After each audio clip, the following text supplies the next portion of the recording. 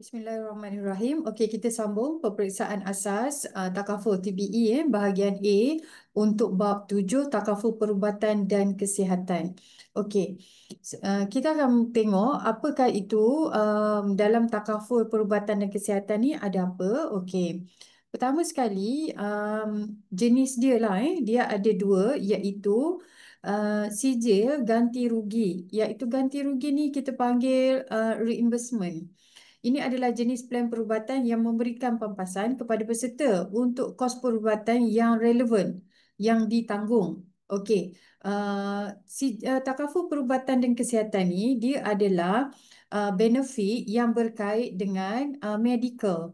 Okey, yang berkait dengan kesihatan, yang berkait dengan medical. Okey, kalau kita nak mudah faham, dia berkait juga dengan medical card. Okey. So, dalam medical card ni ada yang pakai GL, ada yang dipanggil reimbursement. Okay. So, sijil ganti rugi ni reimbursement lah. Seorang peserta akan dibayar balik bagi kos rawatan perubatan dan perkhidmatan yang ditanggung semasa penghospitalan. Maksudnya, kalau dia masuk hospital, dia kena bayar bil RM3,000. So, kita reimburse balik bil tu RM3,000. Itu maksud sijil ganti rugi. Okey. CJ faedah pula, ia membayar jumlah wang yang telah ditetapkan jika berlaku peristiwa yang dilindungi atau pembayaran allowance atau aliran pendapatan secara berkala untuk tempoh hilang upaya atau penghospitalan. Maksud dia kat sini, CJ faedah ni, dia membayar manfaat.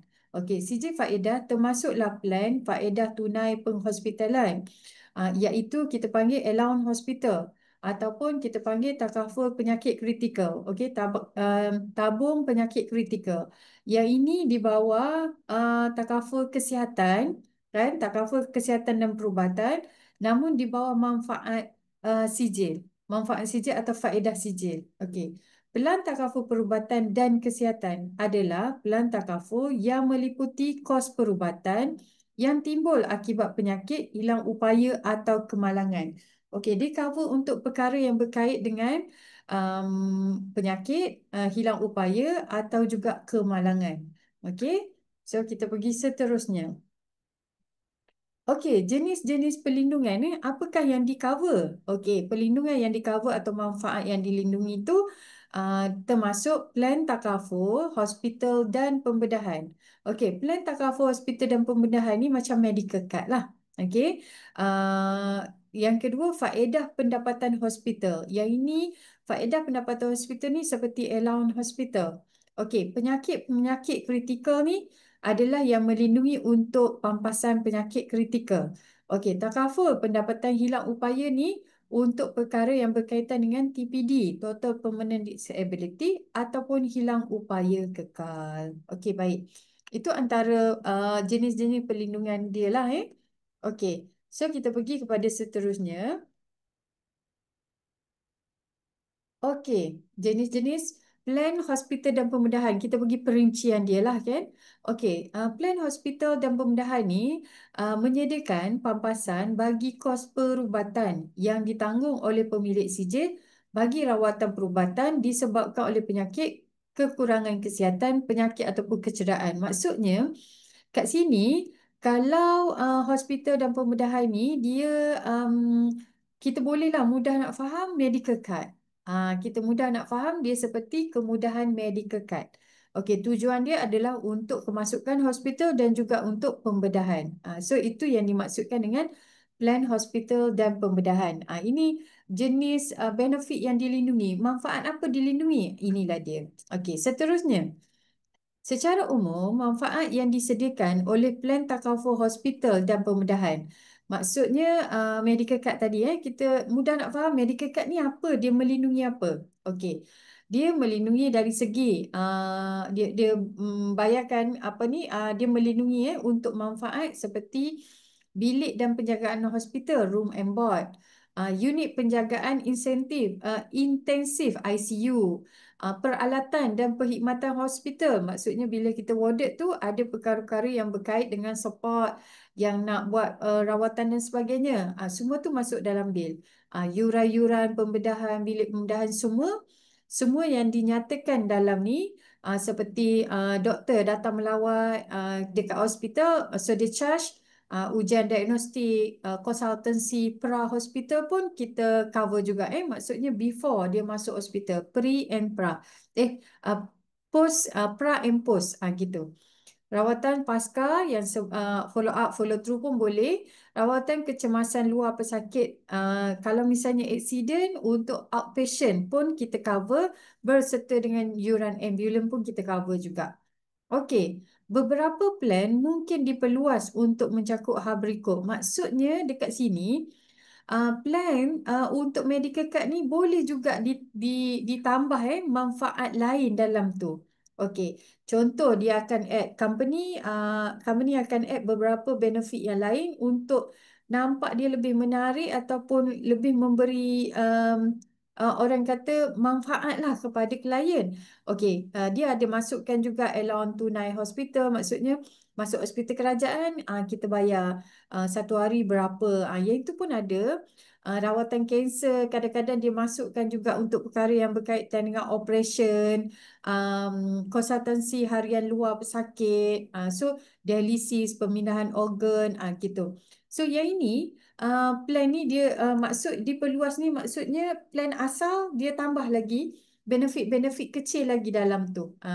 Setiap manfaat yang disebutkan di atas akan memiliki batasan dalaman. Maksudnya dia ada limit lah yang boleh berbeza dari satu plan ke plan yang lain, juga dari sudut pengendali ke pengendali yang lain. Maksudnya dekat sini, setiap company plan, kalau kita kata plan medical card ni berbeza setiap company. Ada company bagi manfaat ni, ada company bagi manfaat tu, so tak sama. Depends pada company. Itu maksud dia. Alright. Jenis-jenis, okey, yang seterusnya faedah pendapatan hospital pula. Itu apa benda? Okey, faedah pendapatan hospital ni kita panggil allowance hospital. Okey, dia ditawarkan sebagai CJ tunggal atau sebagai rider. Dia boleh jadi CJ tunggal atau dia boleh jadi rider. Tapi kebanyakan dalam pasaran dia sebagai rider. Tapi untuk pembelajaran, untuk exam kita kena follow textbook lah. Sebab produk itu company masing-masing.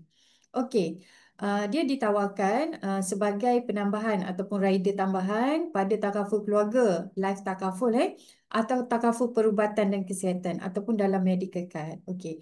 Ia memberi peserta faedah tunai harian jika peserta dimasukkan hospital. Maksudnya, katakanlah semalam saya warded. So, saya warded akibat daripada denggi. So, kena tahan 5 hari. So, kalau katakanlah allowance saya tu, allowance tu RM200 sehari. So, saya dapatlah claim RM1,000 gitu. Plan ni membayar jumlah allowance yang telah dipersetujui. Maksudnya, whatever benefit yang tertulis dalam sijil kita, itulah yang dia bayar. Sehari berapa. Okey. So, jenis-jenis perlindungan yang ada dalam hospital, ini kita panggil hospital dan perubatan ni, iaitu berkait dengan penyakit kritikal, berkait dengan benefit tentang tabung penyakit kritikal.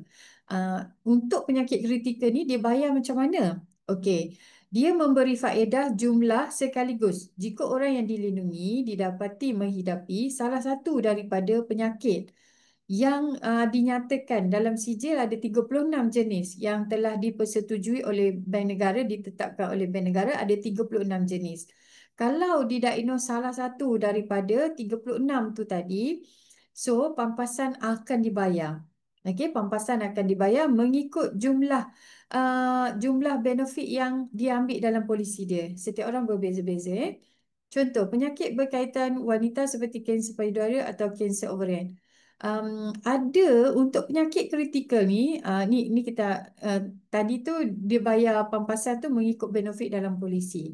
Okey.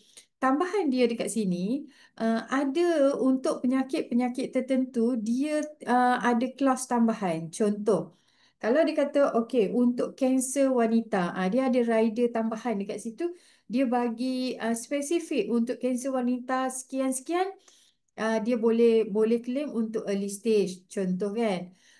Ada juga yang kanser untuk anak muda, memberi perlindungan untuk penyakit kritikal yang biasa terjadi pada kanak-kanak. Yang ini kalau katakanlah rider ataupun plan ni, company kadang-kadang dia cipta ataupun dia create that product khas. berkait dengan penyakit kritikal ni. Itu sebagai yang dinamakan yang direka khas lah produk tertentu atau rider tertentu. Okey. So yang inilah yang kita kata 36 jenis penyakit kritikal. So ni semua orang boleh boleh tengok lah boleh baca. Ni contoh. So tak adalah perlu hafal. Cumanya perlu tahu. Okey. So, kita pergi kepada takaful pendapatan hilang upaya pula. Yang ini berkait dengan Total Permanent Disable atau TPD. Ia menyediakan aliran pendapatan sebagai pengganti pendapatan di tempat kerja yang hilang akibat kecelakaan atau penyakit yang menyebabkan kecacatan. Okey, jumlah maksimum pendapatan kecacatan yang dapat diganti sekitar 60 hingga 70% daripada pendapatan di tempat kerja. At least adalah something yang boleh diklaim jika kita ambil manfaat ni. Okey. So kita tengok apa lagi ciri-ciri takaful perubatan dan kesihatan ni. Takaful perubatan dan kesihatan ni kita tahu tadi terbahagi kepada dua kan. Satu yang dia bayar pampasan, yang kedua satu dia bayar bil-bil lah, bil-bil dia cover bil, yang kedua dia bayar pampasan. So apa ciri-ciri dia lagi yang lain? Okey, tidak berakhir perlindungan dengan pembayaran tuntutan. Contoh, pembayaran tuntutan tidak mengakibatkan berakhirnya sijil kecuali dalam hal tuntutan kematian. Contoh gini dalam satu polisi, kita adalah pampasan sakit kritikal. Okey, ada juga pampasan hibah kematian dalam tu, ada juga allowance hospital. Okey, jika seorang klien tu dia diuji dengan sakit kritikal, dia kena kanser. Okey, dalam proses dia kena kanser tu dia nak buat kemo, dia ulang alik hospital. Bila dia ulang alik hospital, bila dia bermalam dekat hospital kena tahan dekat ward, so kita pun bayarlah allowance hospital. So polisi tak tutup. Still lagi dia dapat menikmati manfaat-manfaat yang lain tu sehingga polisi tamat. Lepas tu bila dia didiagnose sakit kritikal, kita pun buat claim. Kita company bayar untuk sakit kritikal. Polisi tak tutup lagi sebab dia masih lagi ada manfaat tu, manfaat kematian. Melainkan kalau dia meninggal, dia buatlah claim untuk kematian. So polisi itu tutuplah semua, tutup semua. Atau selain meninggal, dia jatuh under kita panggil salah satu lagi selain meninggal adalah hilang upaya kekal. Okay. Kalau berlaku hilang upaya kekal pun polisi ni boleh tutup sebab dia salah satu daripada death benefit atau TPD benefit. Okey, jika peserta mengajukan tuntutan hilang upaya yang pelbagai selama 1 tahun, tuntutan di masa depan akan dibayar selama had tahunan yang tidak dilanggar. Maksudnya selagi dia boleh claim whatever tabungan yang ada dalam polisi dia, dia boleh claim sehinggalah tak habis limit dia boleh claim banyak kali. Gitu. Okey, had setiap hilang upaya ni, apa yang dimaksudkan dengan had limit untuk setiap hilang upaya? Contoh, jumlah maksimum manfaat yang tersedia bagi peserta untuk setiap hilang upaya. Contoh kalau dia kata setiap hilang upaya tu kalau setiap sakit tu dia kata limit dia sekian banyak aja. So had dia tu sampai level tu saja. Itu yang dipanggil setiap hilang upaya, setiap berlaku kehilangan upaya. Contoh dia kemalangan, dia dia hilang upaya sekejap lah. So ada limit dia kan. So apa yang dinyatakan dalam jadual follow yang itu. Okey, had tahunan keseluruhan pula adalah had tahunan ni limit untuk tahunan. Kalau katakanlah polisi dia bagi tahu, okey limit untuk setahun 100,000. So dia tak boleh guna lebih daripada 100,000. Okey, had seumur hidup pula, lifetime, seumur hidup. Maksudnya seumur hidup ni sebenarnya sepanjang tempoh polisi dia. Contoh kan, dia ambil polisi sampai umur 70 tahun. Tapi dia dia meninggal 60 tahun. So seumur hidup dia 60 tahun je, bukannya sampai 70. Sebabnya had untuk seumur hidup. Tapi kita panggil dalam bahasa Inggeris lifetime lah, lifetime limit. Seumur hidup polisi dan juga seumur hidup peserta tu tadilah. Okey. Ini ciri-ciri takaful perubatan dan kesihatan. Takaful perubatan dan kesihatan ni, risiko dia meningkat seiring berjalannya waktu untuk takaful perubatan dan kesihatan. Memang mana-mana benefit pun dalam takaful, dalam insurans pun sama juga. Dia dia punya sumbangan ataupun charges dia bergantung kepada umur. Bergantung kepada meningkatnya umur, meningkatlah charges tu. Bergantung kepada kelas risiko gitu. Sebenarnya takaful perubatan kesihatan mengambil kira risiko kecacatan peserta. Kalau dia pernah ada sakit-sakit ke, kita ambil juga risiko tu, kita ambil kira. Risiko meningkat dengan usia, berkenaan dengan usia, berkenaan dengan peningkatan umur, yes, dia berkait juga. Prospek tersebut mungkin memerlukan penambahan sumbangan atau risiko perubatan boleh menyebabkan prospek tidak dapat dilindungi di masa depan. Okey. Ada juga orang kata ciri-ciri takaful perubatan dan kesihatan ni, kadang-kadang dia juga boleh dikenakan loading. Contoh dia ada risiko. Contoh dia ada sejarah sakit. So kita kenakan loading sebab chances untuk dia claim tu lebih tinggi berbanding standard case. Begitulah maksud dia dekat situ. Ataupun dia boleh di-exclude, dikecualikan untuk sebarang sakit-sakit tertentu. Itu dipanggil exclusion. So, ada juga ciri-ciri tu. Okey. Apakah pengecualian dalam tu? Takaful perubatan dan kesihatan mengecualikan perkara berikut. Mengecualikan ni maknanya dia tak cover untuk perkara ni. Okey, apa benda? Penyakit yang sudah ada, penyakit sedia ada. Dia tak cover penyakit sedia ada. Penyakit yang telah dirawat atau berlaku dan tempoh 12 bulan pertama polisi tidak akan dilindungi. Dia dah cakap dah. Dalam tempoh 12 bulan, kalau dia ada sakit-sakit yang orang kata yang wujud, so dia boleh diinvestigate. Jika kes tu genuine, baru wujud, kita cover. Tapi jika kes tu berlaku, ketidak orang telus, maksudnya dia pernah ada rekod sebelum ni. So kita tak cover untuk penyakit tu. Okey, tuntutan bagi penyakit atau kecederaan yang disebabkan oleh tindakan haram atau melanggar undang-undang. Yang ini, kalau contoh dia bawa motor, tak ada lesen. Lepas tu aksiden dia nak claim. Tak boleh, kita tak cover untuk perkara tu.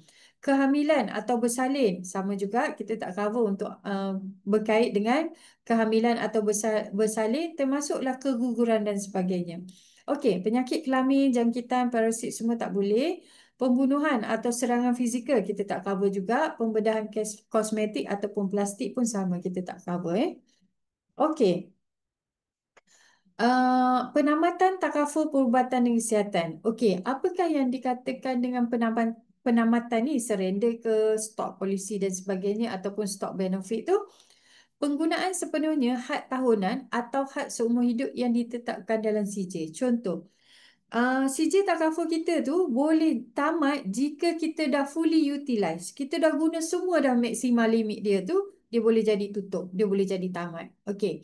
Pada tarikh ulang tahun CJ setelah mencapai had kelayakan maksimal. Contoh, kalau dah sampai tempoh umur matang, kalau polisi ni matang, so boleh jadi polisi itu tamat pada kematian. Maksudnya jika berlaku kematian, polisi itu boleh tamat. So, 3 keadaan tu tadi. Okey. Langkah membendung kos. Okey, maksud langkah membendung kos ni, kalau kita nak mudah faham, contoh gini. Company takaful.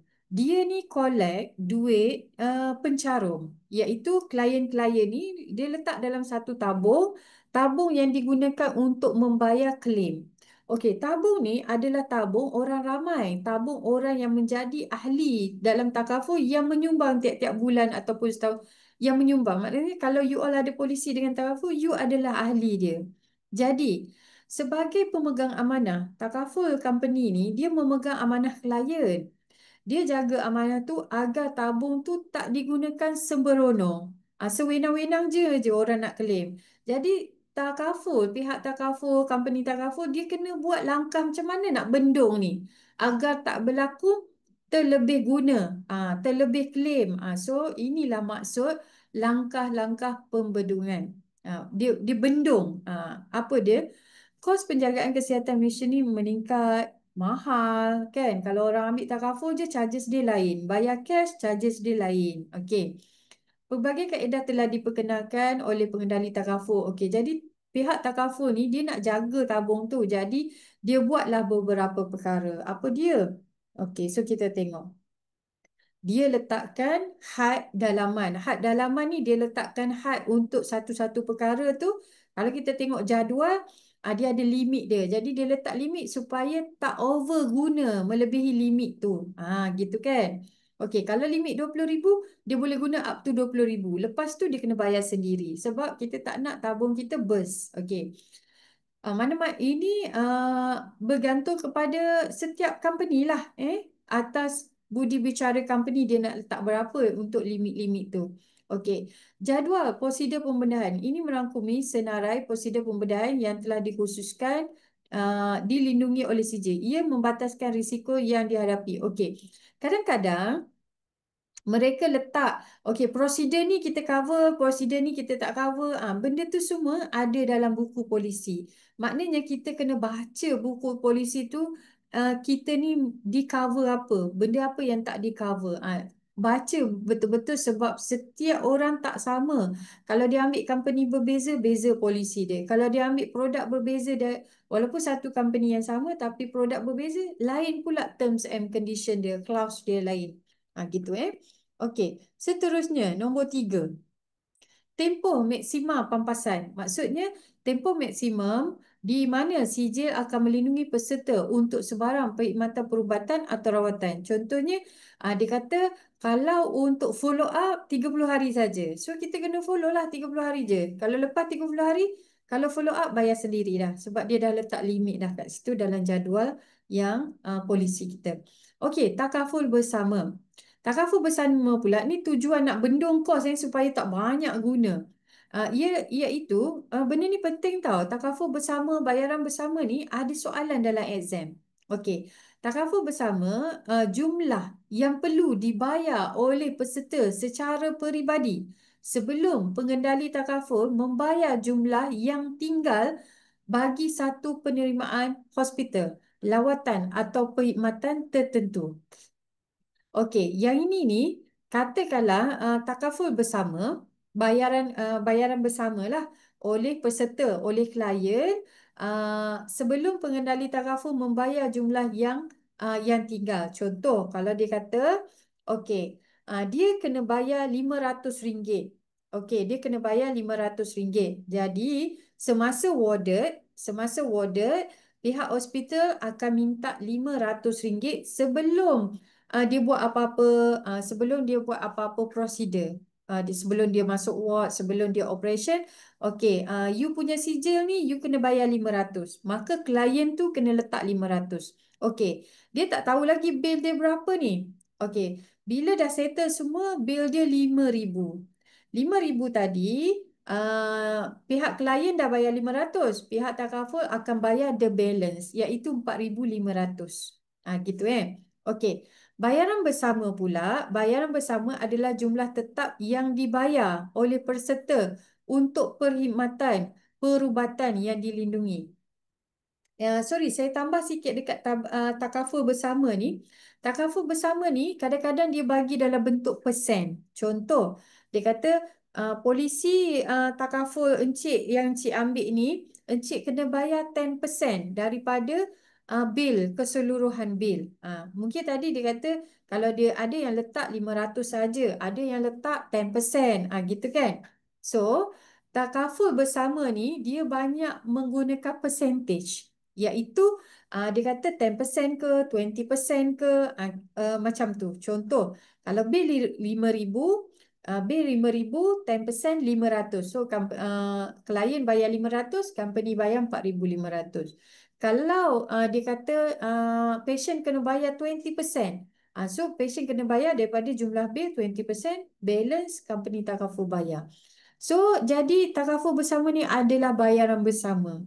Bil kita tak tahu. Lepas discharge nanti barulah kita tahu bil. So, kena standby lah kos-kos tu semua. Itu takaful bersama. Okey. Bayaran bersama adalah jumlah tetap yang dibayar oleh peserta untuk perkhidmatan perubatan yang dilindungi. Baki yang tinggal akan ditanggung oleh pengendali takaful. Okey, yang ini ni dia punya ni lebih kurang sama saja. Cumanya Kalau dia kata cik kena bayar 500 setiap kali masuk ward. So jadi follow dia punya arahan dekat dalam buku polisi. So maksudnya setiap kali nak warded kita memang kena standby 500. Bil lepas 500 yang lain-lain semua company bayarkan ataupun cover. Gitu So kena tahu apa beza takaful bersama, bayaran bersama. Ada dalam exam tau. Okey, baik. Okey, yang ini pula deductible. Okey, deductible maksudnya ianya adalah jumlah tetap yang harus dibayar kepada peserta terlebih dahulu tanpa mengira jumlah keseluruhan kos manfaat yang layak. Kalau dalam polisi kita ada dinyatakan deductible, so kita kena follow deductible tu. Tiga ni tadi kalau kita tengok takaful bersama, bayaran bersama dan deductible ni sebenarnya dia lebih kurang je sama. Ha. You all baca dekat buku teks tu, you all macam fahamkan dia, beza dia sikit-sikit saja. Beza dia sikit-sikit je daripada ayat tu. Tapi tujuan dia tetap sama, iaitu patient kena keluarkan duit. Dia tak sama dengan deposit tau. Deposit dapat balik. Kalau yang tiga benda ni, dia tak dapat balik. Memang kiranya orang kata dia memang contribute dan duit tu akan ditolak untuk sebahagian bil dia. Memang itu syarat dia. Gitu Dan adakah ketiga-tiga ni duduk dalam satu polisi? Tak juga. Kadang-kadang company ambil salah satu saja. So dia letaklah syarat tu. Ada company yang dia kata, oh kita tak ada takaful bersama. Kita tak ada bayaran bersama. Cuma kita ada deductible saja. Boleh jadi. Gitu Alright. Okey, panel hospital pula bermaksud pengendali takaful akan memiliki senarai hospital. Okey, kalau orang tanya listing panel hospital panel hospital untuk info.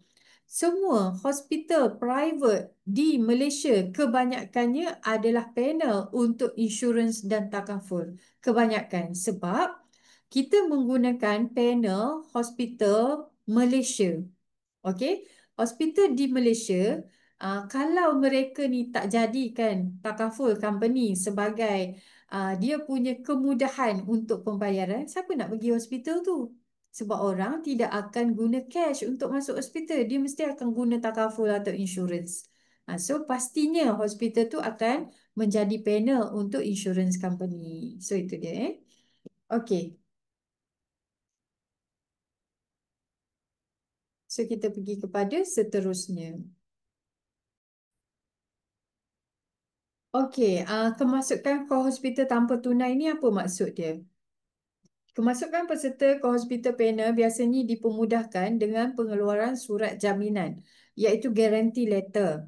Guarantee letter ni tidak memerlukan peserta membayar deposit hospital sebelum kemasukan. Okey, kalau dari sudut takaful, dia dah ada guarantee letter, dia tak memerlukan deposit. Tapi pihak hospital kadang-kadang dia memerlukan deposit tu. Jadi diorang yang minta deposit daripada klien, daripada patient dia sebelum masuk hospital. So deposit tu bukanlah ditentukan oleh company takaful, tapi deposit tu adalah keperluan hospital. Jadi kita tak boleh kata, kenapa takaful you ada deposit, takaful ni tak ada deposit. Tak, semua takaful tak ada deposit. Yang minta deposit tu adalah pihak hospital sebagai jaminan untuk mereka. Untuk perkara-perkara yang tak di-cover bila keluar hospital nanti. Itulah dia. Okey, tapi setelah keluar daripada hospital, peserta tidak perlu membayar bil dengan hospital. Ya, sebab bila ada GL, so patient tadi tak perlu bayar bil tu. Namun bila keluar hospital, duit deposit tadi akan dipulangkan balik. Macam pergi hotel ada deposit, bila check out, so dia pulang balik. Sama juga dengan hospital. Okey. Semua manfaat yang layak dibayar, yang layak akan dibayar oleh pengendali takaful. So, manfaat-manfaat tadi, patient dia tak bayar, tapi takaful yang bayarkan. Pengendali takaful company lah biasanya diwakili oleh pentadbir pihak ketiga. Okey, pentadbir pihak ketiga ni kita panggil TPA. Third party, third party yang in charge berkenaan dengan contoh pihak takaful ni dia hanya menguruskan klaim-klaim, tapi third party ni dia menguruskan tentang perkara-perkara macam dia admin lah gitu admin yang menapis perkara-perkara tu, yang filter perkara tu bagi pihak company takaful. Okey. Pemohon hanya perlu membayar charge yang tidak boleh. Okey, kalau ada charges-charges yang tak di cover oleh takaful, so patient kena bayarlah yang lebihan-lebihan tu. Yang bertunai ni GN Okey. Kemasukan hospital. Fungsi pentadbiran pihak ketiga. Yang ni you all kena faham. Sebab dalam exam dia akan ada soalan ni. Okey. Kena betul-betul tahu pentadbir pihak ketiga ni siapa. Okey. Saya ceritakan agar you lebih faham, tapi you tetap kena rujuk buku teks. Contoh. Saya ada ambil medical card dengan company takaful. Okey, company takaful dia lantik company ABC untuk menjadi TPA, pentadbir pihak ketiga bagi pihak company takaful dengan klien.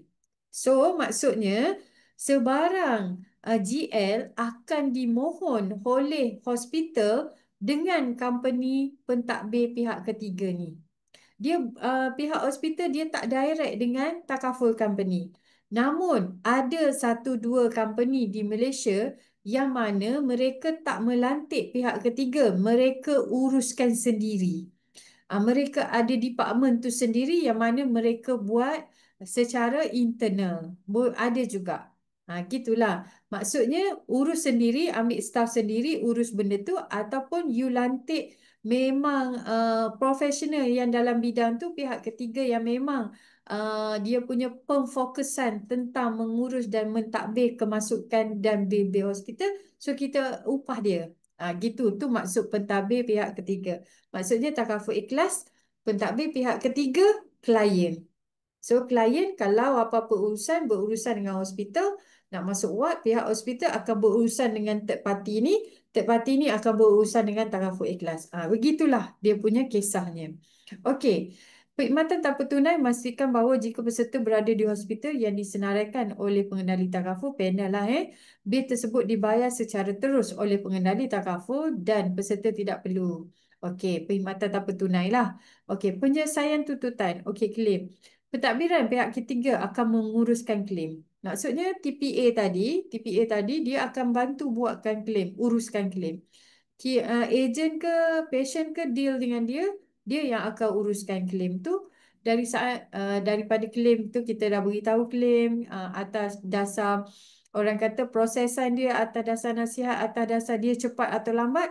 So claim tu lulus atau tidak, semua tu di bawah TPA. Okey, mengemas kini pangkalan data, fungsi-fungsi TPA ni dia juga selain daripada dia uruskan claim, dia juga update lah tentang data-data klien. Sistem dia tu boleh trace kalau klien ni pernah ada record dekat mana-mana ke, so dia orang boleh tahu juga gitu. Okey, so semua sijil-sijil yang komunikasi yang berkait dengan pengurusan sijil data, pangkalan data semua, pihak TPA pun buat juga benda tu Okey, seterusnya kita pergi kepada standard minimum pendedahan produk dan ketelusan dalam pemasaran pelan takaful perubatan. Maksud dia kat sini, apa yang perlu dibuat, apa yang perlu didedahkan tak dideclare gitu. Terdapat 3 sumber garis panduan garis panduan mengenai perniagaan perubatan kesihatan. Garis panduan mengenai transparansi pendedahan produk. Maksudnya ada guideline dia. Lepas tu jadual 8 atau perkhidmatan keuangan. Okey. Pengendali takaful dan ejen mempunyai kewajipan. Dia wajib untuk mendedahkan maklumat yang mencukupi. Maksudnya dia perlu fact finding yang betul-betul daripada calon peserta ataupun prospek dia sebelum jadi klien tu, agar mereka mendedahkan perkara yang betul, nyata dan tepatlah Okey. Keperluan pendedahan standard ini terpakai kepada semua jenis lah. Maksudnya macam kita memang kena declare yang betul lah. Kalau tak betul, dia akan efek dekat manfaat kita esok-esok. Mungkin kena stop ke, polisi tu tak di cover ke. Gitulah Okey.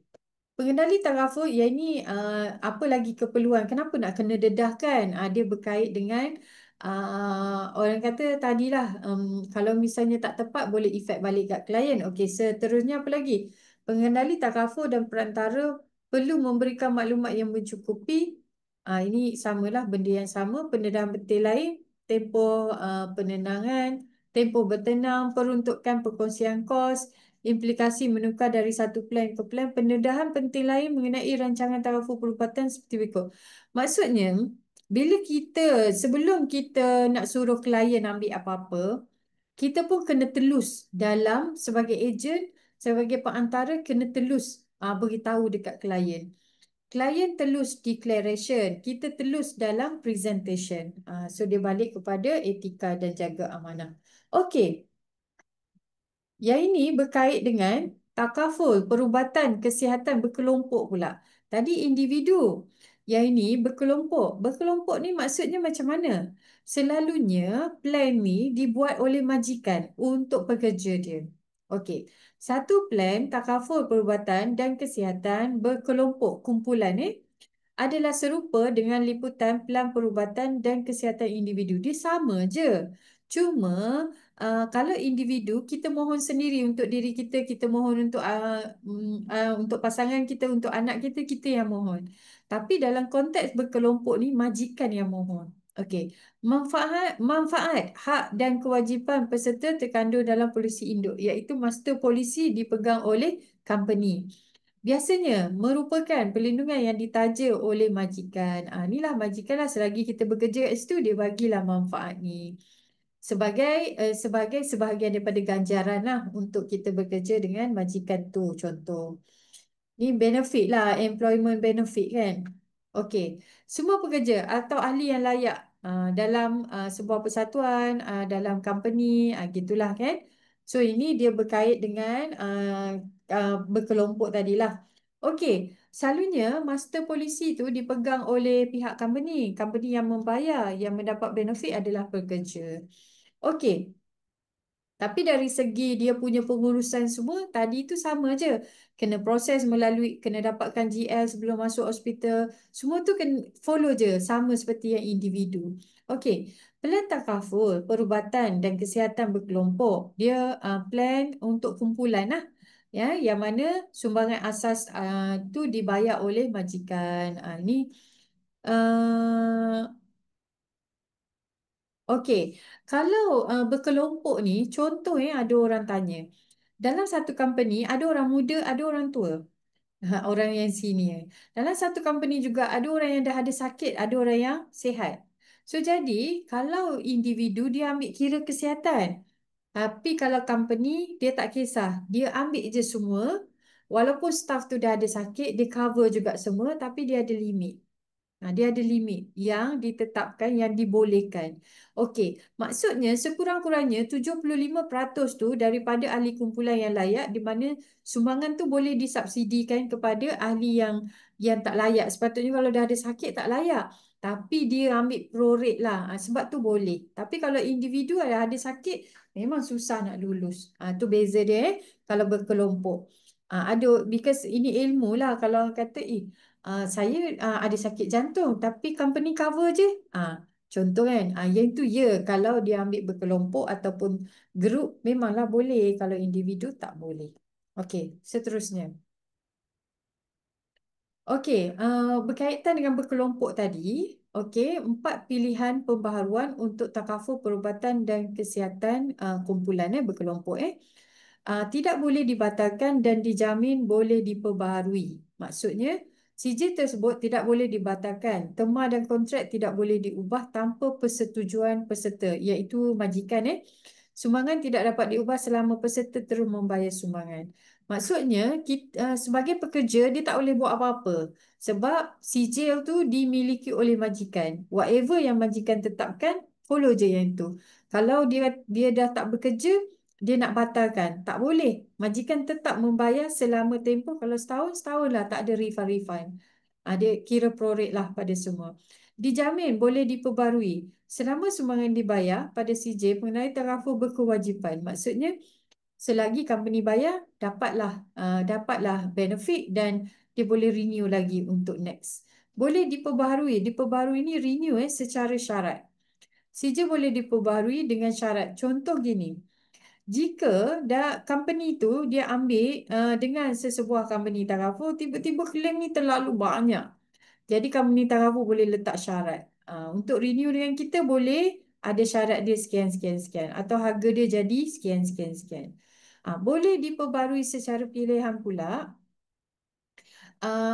Pihak pengendali taraful boleh renew atau boleh tak renew atau budi bicara uh, company itu. Pembatalan di pertengahan tempoh tidak dibenarkan. Untuk yang jenis berkelompok macam ni, yang grup macam ni, dia tak boleh ambil 2-3 bulan dia nak cancel. Tak boleh. Dia kena follow that exactly seperti yang dikontrakkan. Kalau renewal dia setahun, bayar setahun terus. Dia gitu. Tak boleh nak stop in between. Tak boleh Okey. Seterusnya sampai kat situ saja untuk takaful perubatan dan kesihatan. So tadi yang berkelompok tu last untuk takaful perubatan dan kesihatan. Ada yang individu, ada yang berkelompok. So jelas kat situ. Okey, so itu saja untuk topik bab 7. Thank you.